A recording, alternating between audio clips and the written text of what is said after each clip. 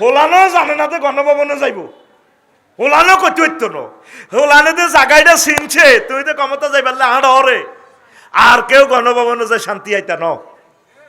লেই রাও জায়গাটা চিনিয়ে লেছে ওলানে এ কিছু হইলে ধরবো কথা কি না এই জন্য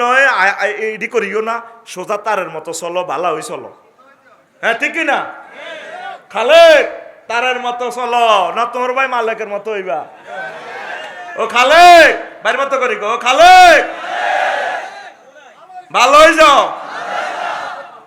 ও রায়হান ভালো হয়ে যাও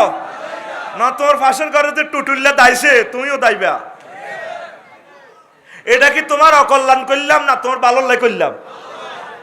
কালকে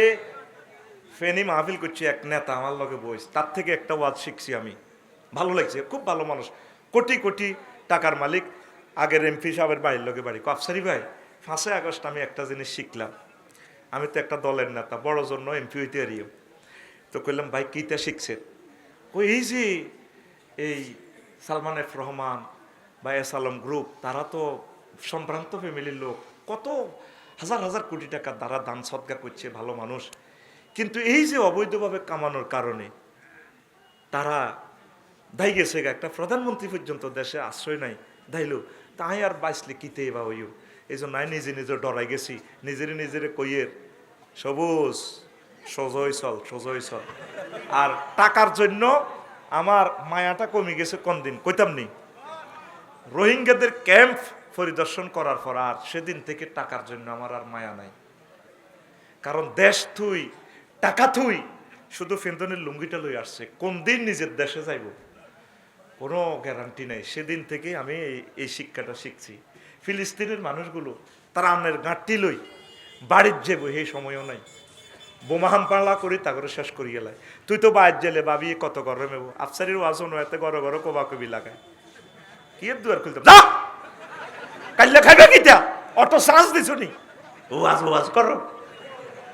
বেকের বেড়ারা ঢাকা বাড়ি করছে স্বপন পারবো হেতি উত্তরা থায় দোয়ান করি তুই সাগুয়া দোয়ান হিড়িয়ে ওয়াজ করছি ওয়াজ শুনছ কি দুয়ার তুই বলো হিতিরা স্বপ্ন দেয় উত্তরা গুলশান বানানি আর আরাকানের মানুষগুলো স্বপ্ন দেখে আল্লাহ কোন দিন বাড়িতে যাব ফিলিস্তিনের মানুষগুলো স্বপ্ন দেখে আল্লাহ শুধু জীবনটা বাঁচান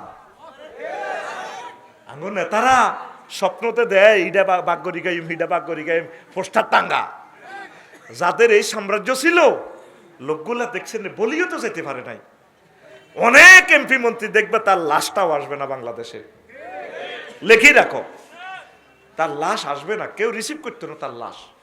কারণ মানুষের বদদোয়া লাগে গেছে মানুষের মন কষ্ট দিও না বদদোয়া কামাইও না আমি হজেতু নয় 40 দিন তো দোয়া কবুল হয় আমার ফাইলটা হাতে মেলা মারি হালাই দেয়